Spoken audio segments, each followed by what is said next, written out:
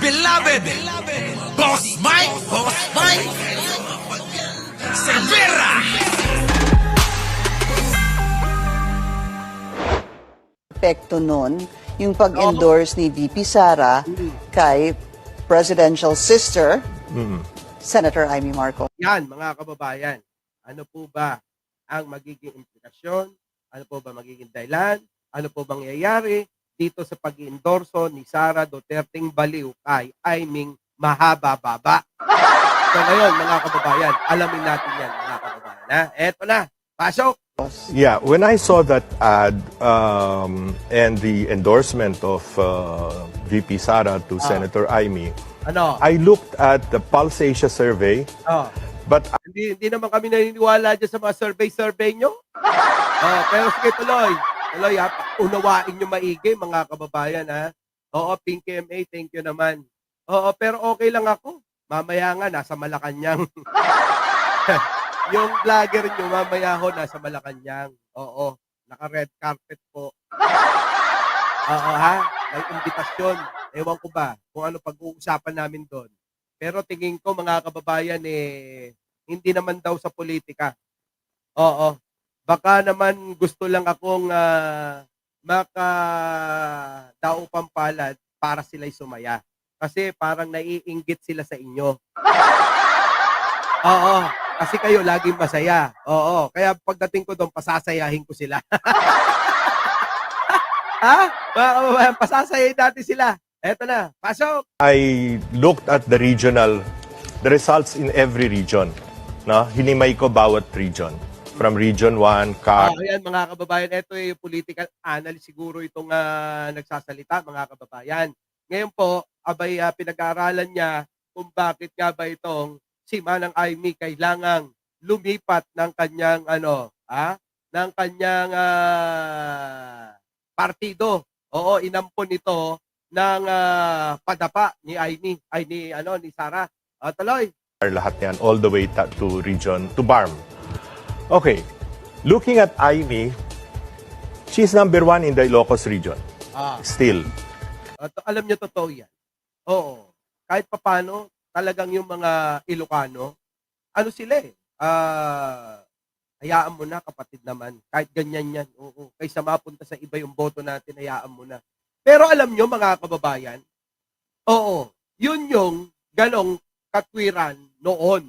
Ngayon, iba na. Oo, ngayon, iba na. Mangiroroman ka, Aimee, kunadamat.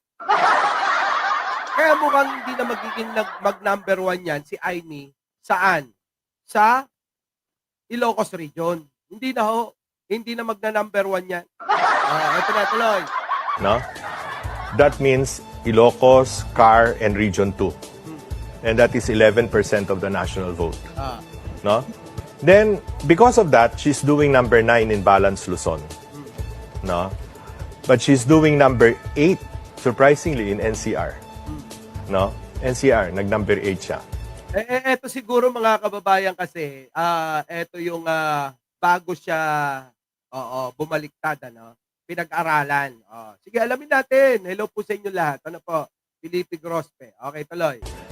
Probably because she was in the news A quite lot. often because of the hearings, and prior to that, yung budget, mga tira niya doon sa 2025 budget. Kasi kailangan makita siya at masabi lang na may ginagawa. Kaya nagpatawag siya ng hearing kahit walang kwenta. Yun po yun. Sige, tuloy. But in the Visayas, she's down to 20. Baba. And in Mindanao, she's down to 24. Naku, mga kababayan, ayan na. Sa survey, mga kababayan, alam nyo ganito po yan. Sa mga politiko, may sarili silang pa-survey. Nagpapasurvey sila ng sarili nila, mga kababayan. Ano po? Ang nangyayari, pag nakita nila kung saan sila mahina, yun yung ginagawa nila ng paraan. Ngayon, ang nakitang paraan siguro ni Manang Aimee ay yung kalas kay Pangulong Bongbong at sumama nga kay Sara dahil ang paniwala malakas daw sa Mindanao at sa Visayas. Ngayon, mga kababayan, isipin nyo maigi. Ito ba ang dahilan kung bakit itong si Aimee ay pumala sa alyansa at sumama kay Sarang Baliw? Eto na mga kababayan. Sige, tuloy natin. No? So talagang dun ang problema niya, Mindanao, Visayas. Doon daw talaga ang problema ni Manang Aimee. Tapos mga kababayan, malakas naman daw si Sara doon sa kanilang paniniwala sa panaginip. Kayo po ba yung naniniwala? Sino po ba taga Visayas dito? Ako po kasi kalahating Bisaya lahi ko eh. Kaya kalahating Bisaya, kalahating Ilocano, kalahating Bukol. One-fourth na Bisaya, one-fourth na Bulakenyo, one-fourth na Ilocano, one-fourth na Pangasinense. Ang daming lahi eh, no? Sige, tuloy. So, if the Sara Did you say, can you endorsement, read that 20 and 28? Visayas is 20 and 20 28. sa Visayas, 24 sa 24. Mindanao, no? Mababa yun, mga kababayan. 8. At saka 8, ang laki ng tatalunin pa ni Aimee, ano? Mga kababayan, laki? Oo. Asok! That's the ranking, no? Now, if the Sara endorsement, no, is able to turn that around and Ano? puts her in the miski 11 or 12, panalo siya. Ito yung yun yung sinasabi. Ito yung sinasabi mga kababayan na hinahabol ni Manang Aimee para manalo sa eleksyon. Yung pala yun. Kailangan niya may panalo. Dahil mga kababayan, mahina talaga sa Mindanao at sa Visayas. Kaya ang ginawa niya, sumama kay Sara. Pagdating naman siya sa Luzon, pagdating naman sa Ilocos Region, ang Ilocos Region kasama na ho dyan, ang Ilocos, Abra, Tuguegarao, Ilocos Sur, La Union, Baguio. Yan, mga kababayan. Yan, mga Ilocos Region na yan, mga kababayan. Tapos, mga kababayan, dito naman, sa may Region 1, Region 1, diba? Yan, yung Region 1. Pagdating naman, Region 2, Region 3. Kasama na dyan, mga kababayan, Central, Luzon, Pangasinan, Bataan, Olongapo, yan, mga Central Luzon na yan. Nueva Ecija, medyo meron pa. Isabel, ayan, Region 1, Isabela eh. Diba? Sige, ito na. Tuloy na natin to. Bahala na kayo, mag-comment yan. Ito na. Basta tayo, alam nyo na.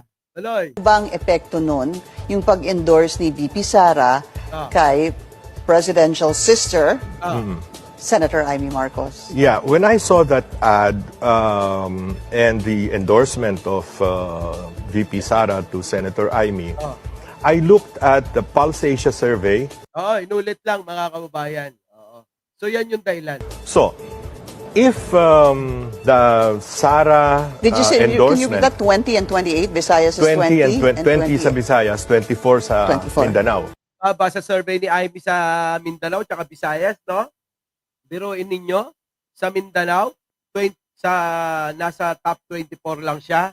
Tapos, sa Visayas, top 20. Malayo yan, mga kababayan. Oo. Kaya si Manang Aimee, malabo ng manalo eh. Di po ba? Batanes. Yan, oo. Di po ba? Malabo ng Sinong nahuli sa ICC, Lord? Ano sabi dyan? Mukhang huli tayo sa balita dyan. So, mga kababayan, kaya si Manang Aimee, yung diskarte, tingin ko po yung diskarte niya, kunin ang loob ng Mindanao dahil mababa siya. At saka, mga kababayan, Visayas. Kasi sa survey, talagang makikita natin na lagapak siya. Ang nagbibigay lang pala sa kanya ng numero ay yung Luzon. Especially, Region 1, mga kababayan. Yan na, alam niyo naman yung kung sino-sino mga kasamang probinsya dyan.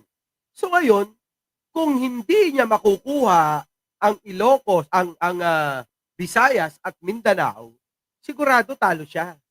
Kaya eto pala yung sinasabi nila, mga kababayan.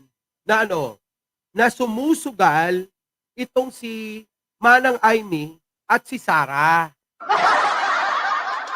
Sumusugal silang dalawa. Oo, grabe no, yung politika. Sobrang dumi talaga. Biruin mo, sukdulan sa harapan, sa itaas, sa entablado, makikita mo yung pangungutya. Nino? Ni Sarang Baliw. Diba? Ni Sarang Baliw, mga kababayan. Oh.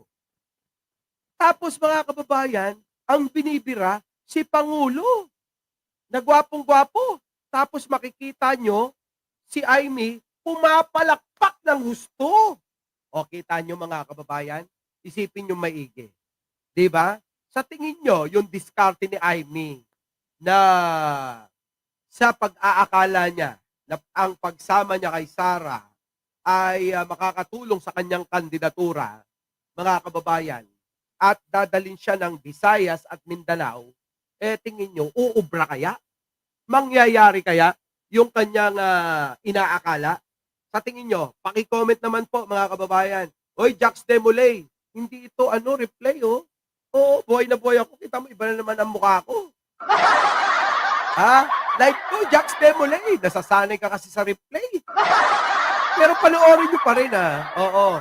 Alam nyo, papaliwanag ko lang. Kaya ho tayo nagre-replay. Kasi may mga subscriber na nagre-request na hindi nila napapanood yung live natin ng umaga kasi iba oras nila. So ngayon, sinabi ko sa editor na i-replay mo na lang ng gabi para yung mga hindi nakapanood ng umaga, sa gabi nila mapanood. Tapos susundan ko na lang ng live ko na totoo. Eto ko, di ba? Kanina may replay. Ngayon. Live na to na totoo. Kaya, malamang, itong live natin na to, ma-replay ito mamayang gabi. Okay? So, eto na mga kababayan. Live na live po tayo. Ngayon, nawala tuloy ako. So, ngayon, ang tanong, sagutin nyo po mga kababayan. Ito bang naisip na estratehiya ni Manang Aimee ay uubra kaya? Jax Demolay, pakisagot nga, yung naisip niya na ito, na dahil mahina siya sa Mindanao, mahina sa Visayas, nakisugal na kay Lucifer na sumama sa demonyo? Ganun ba yun? Katingin po ninyo, uubra, press 1. Kapag hindi, kag hindi, uubra, press 1. Kapag uubra, press 2. Our beloved Boss Mike, Boss Mike.